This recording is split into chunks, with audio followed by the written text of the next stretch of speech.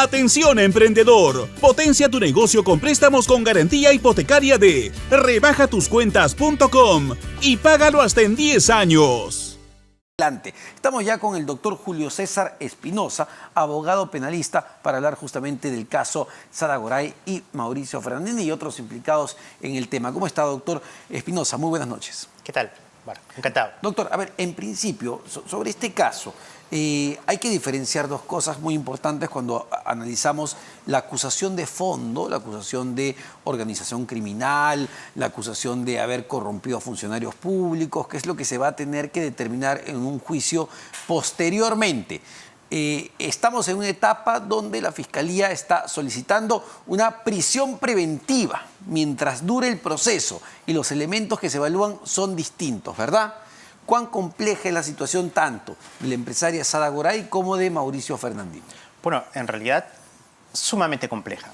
A la luz de los datos que se han conocido, de este requerimiento que más o menos se ha accedido por fuente abierta, que formula la Fiscalía con información muchísimo más, digamos, reciente y de muchísimo mayor carga incriminatoria para ambos. Se revela de la información de ese requerimiento que en los últimos días, digamos máximo semanas, yo diría que las últimas 4 semanas, es el periodo en que el Ministerio Público ha recabado información de otras fuentes. Lo dice el propio requerimiento. O sea, uno revisa y encuentra, por ejemplo, frases o párrafos según el cual se hace referencia a otros colaboradores eficaces, que se entiende no es el señor Marrufo, distintos, recientes, que han declarado, y lo dice el propio documento, por ejemplo, el 12 de julio, o sea, hace exactamente una semana ha seguido recabando información nueva.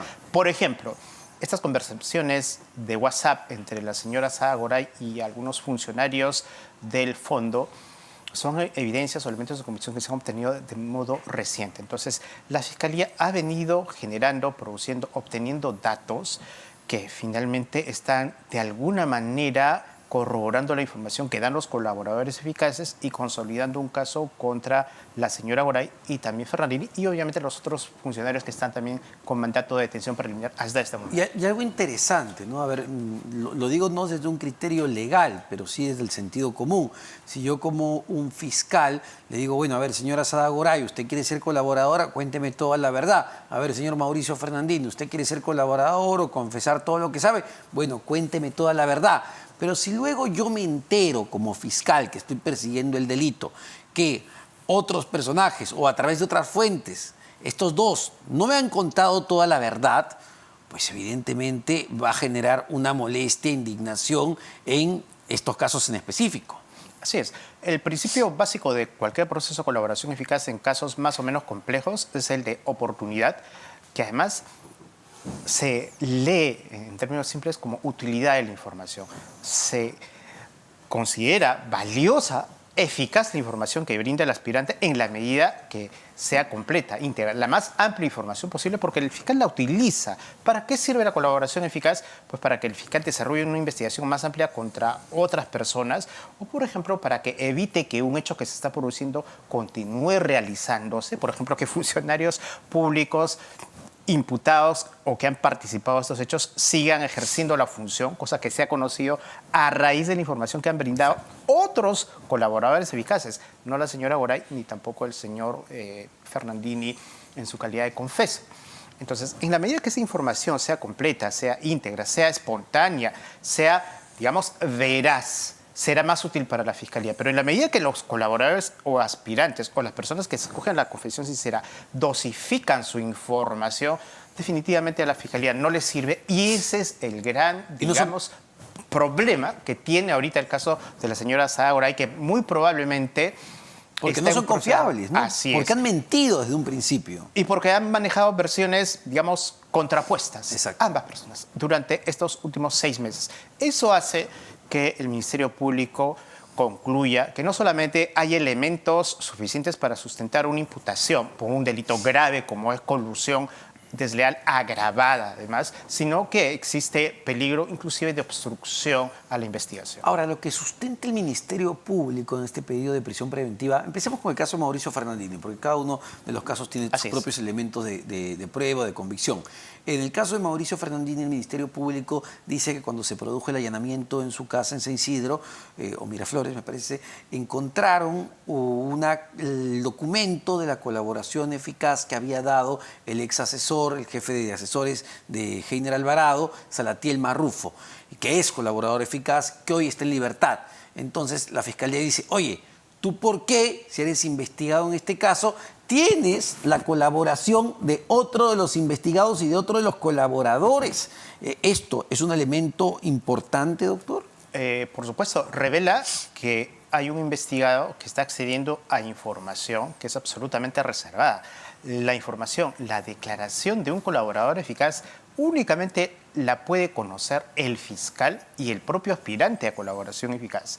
Jamás puede estar a disposición de terceras personas, menos de coimputados, porque la Fiscalía está presumiendo que está accediendo a información secreta, porque así es el proceso de colaboración eficaz, que no le está permitido disponer a él con algún propósito, es decir, con el propósito de conocer o quizás de influir o de modificar su conocimiento o su versión o su confesión, cosa que realmente ha venido sucediendo, ¿no?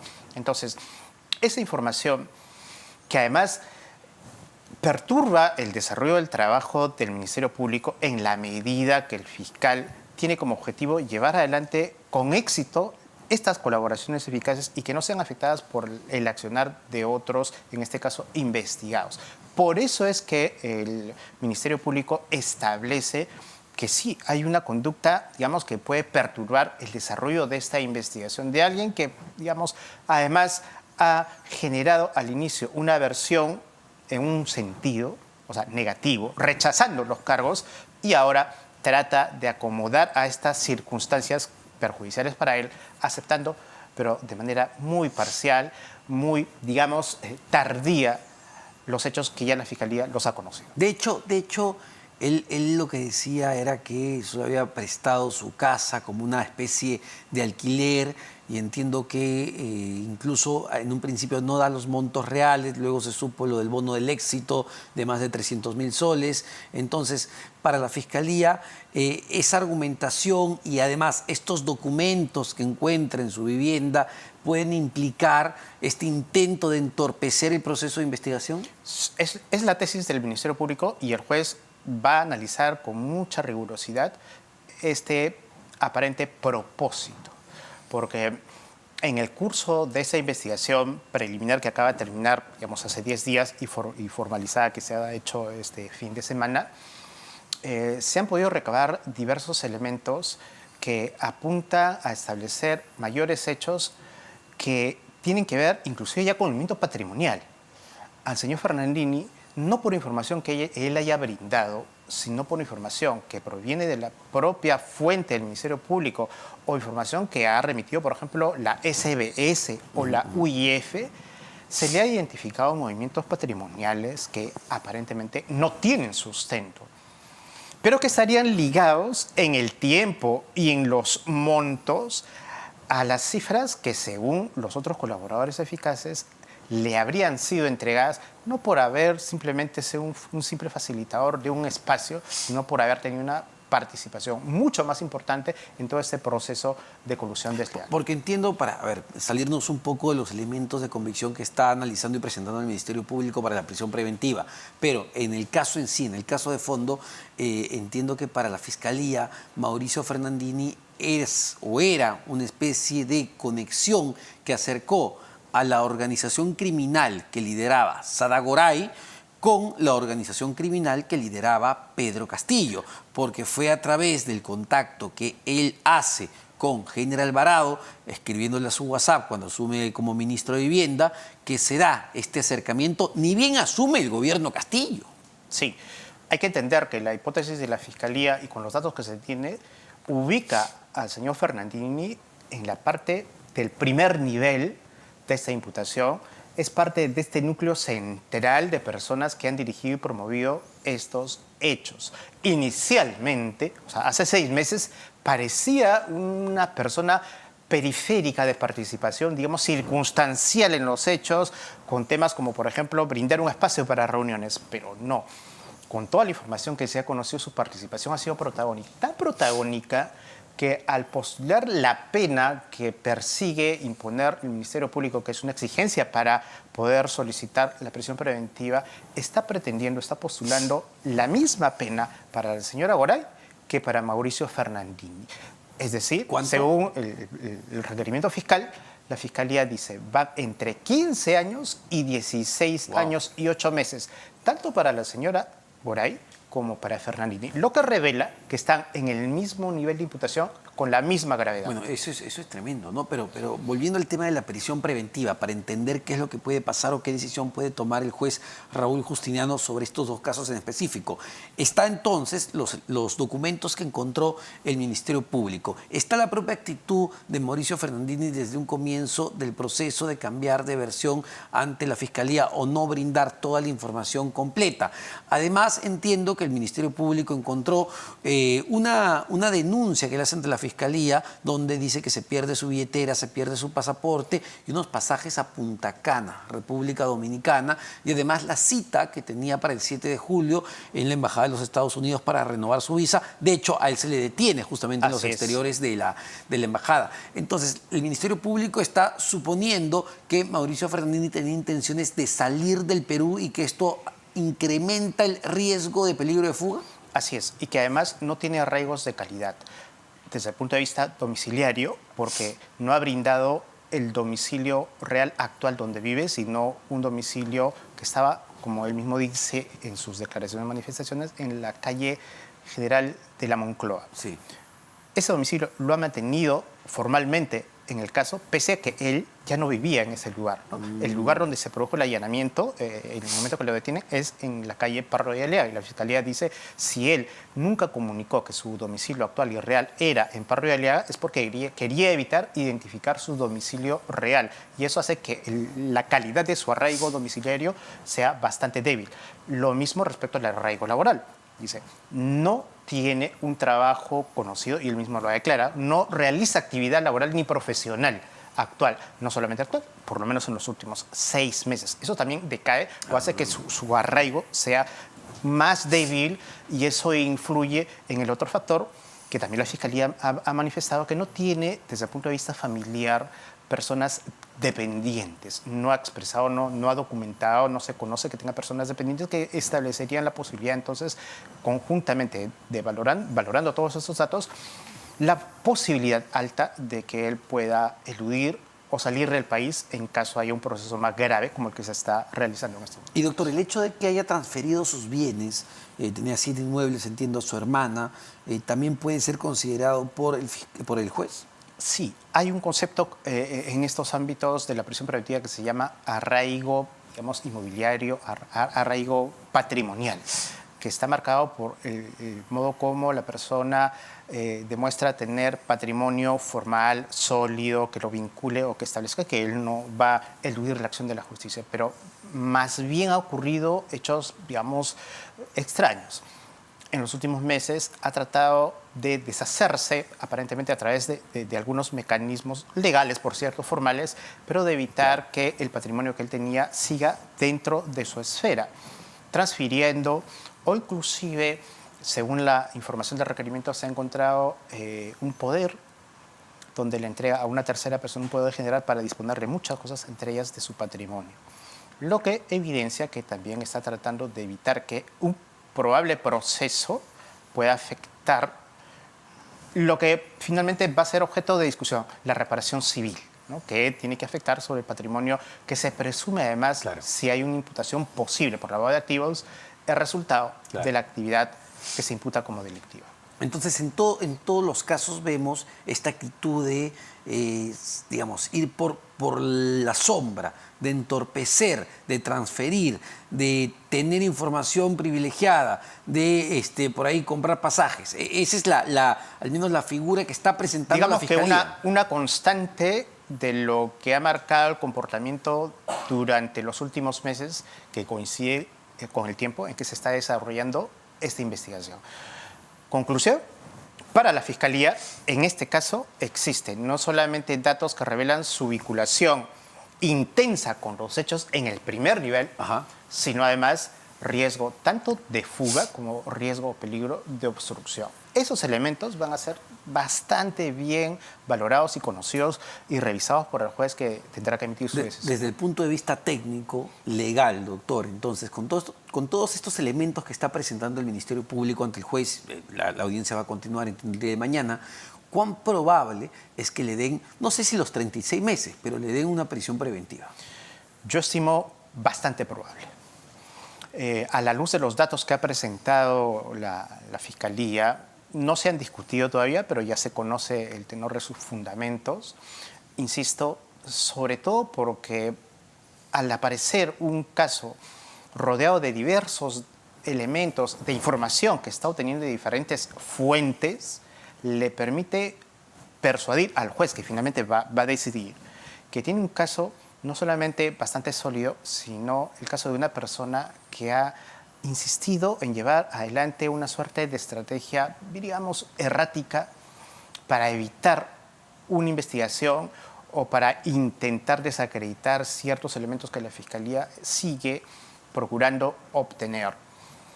Y eso finalmente va a determinar que el juez, a mi criterio, con bastante probabilidad, imponga un mandato de prisión preventiva. El plazo podrá ser objeto de discusión, pero finalmente creo que las condiciones que ha planteado el Ministerio Público en su requerimiento le van a hacer, digamos, persuadir de modo bastante probable al juez de imponer esta medida. Ahora, el otro caso, el de Sada Goray, donde también se pide 36 meses de prisión preventiva, entendemos que un elemento clave que está presentando la Fiscalía, entre muchas cosas que tiene además contra la empresaria, es este documento que encontraron también en el allanamiento que se hizo en el cuarto del Hotel Costa del Sol cuando llegó a Lima.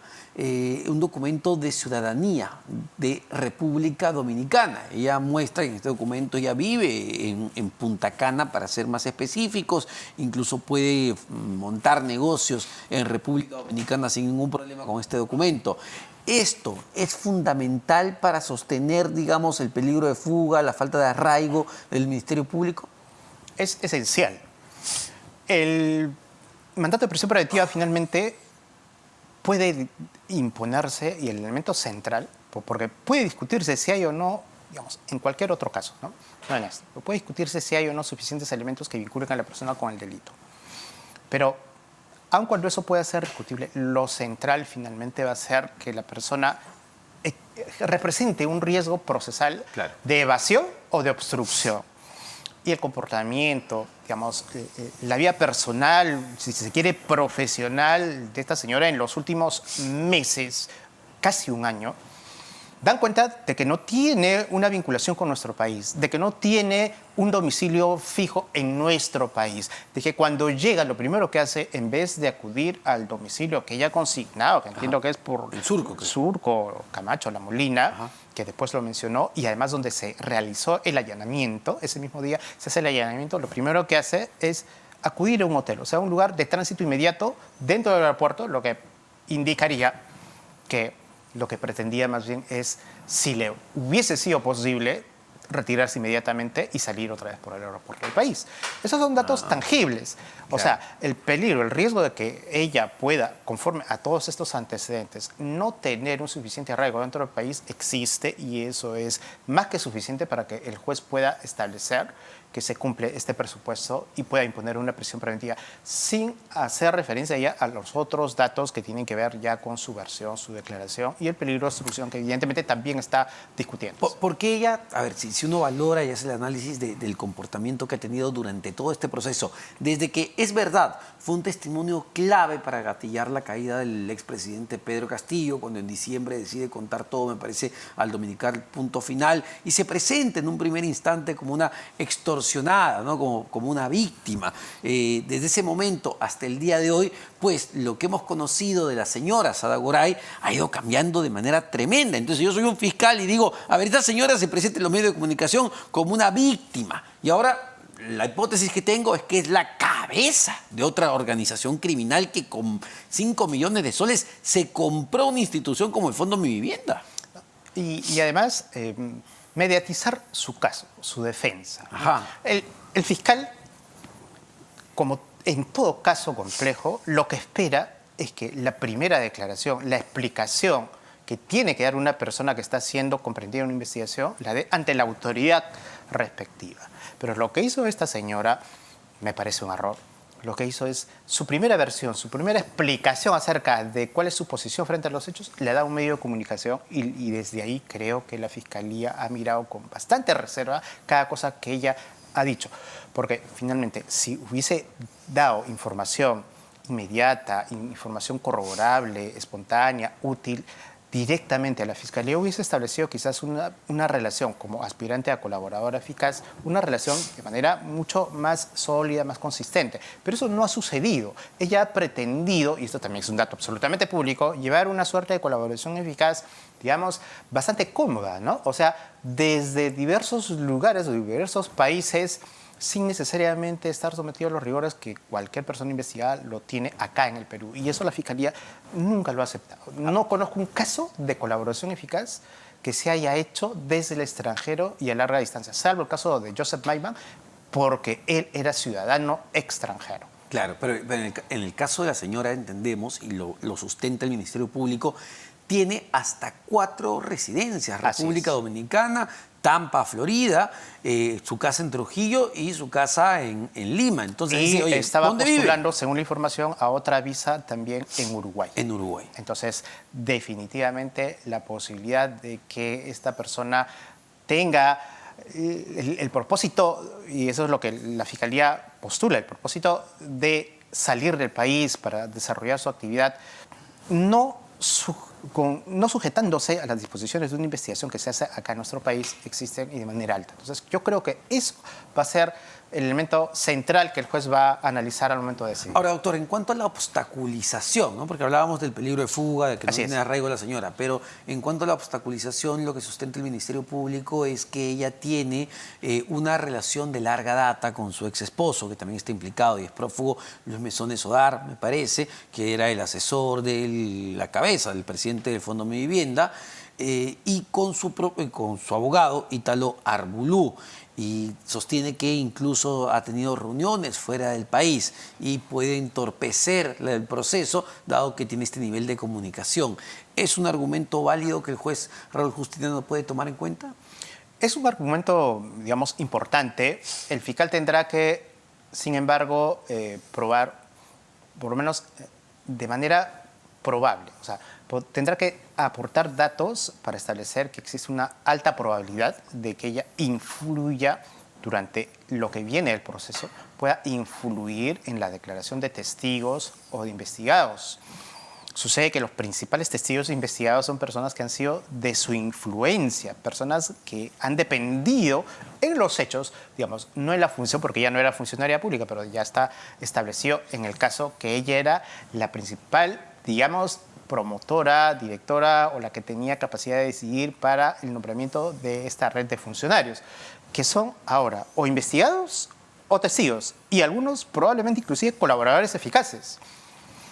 Esa posibilidad existe, es tangible y por supuesto que determina la existencia de un peligro, digamos, bastante probable de obstrucción, de influencia en la realización de obtención de elementos testimoniales, documentos, información, peritajes que se puedan ir generando, y hace que finalmente el juez deba analizar estos datos para definir su posición. Pero para imponer una prisión preventiva no necesariamente tienen que existir los dos tipos de peligro.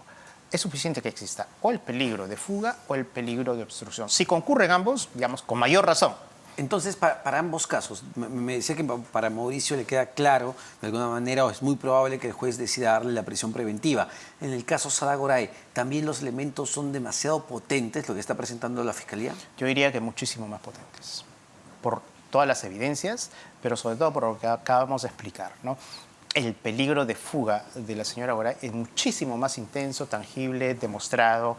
En buena cuenta, ella ha aceptado, está reconociendo que tiene diferentes posibilidades de residir en varios países del mundo y eso es más que suficiente. Por menos datos que esos, en el Perú en los últimos meses se ha dispuesto prisión contra diversas personas públicas o privadas. Bueno, tremendo, ¿ah? Tremendo lo que se viene para dos personajes claves en una nueva trama de corrupción, ¿ah? Una arista en realidad de corrupción de lo que fue el corto gobierno del expresidente Pedro Castillo. Este es solo el caso Fondo Mi Vivienda, pero es un caso fundamental porque es donde se le vincula directamente a Pedro Castillo. Es donde Salatiel Marrufo, que es colaborador eficaz en este caso, dijo, sí, yo le entregué plata a Pedro Castillo, incluso le entregaba plata a sus hermanos. Sí, yo le entregué plata a Heiner Alvarado, exministro de Vivienda, Construcción y Saneamiento. Y fue justamente la declaración que gatilló, de alguna manera, que el expresidente decidiera ese 7 de diciembre dar un golpe de Estado.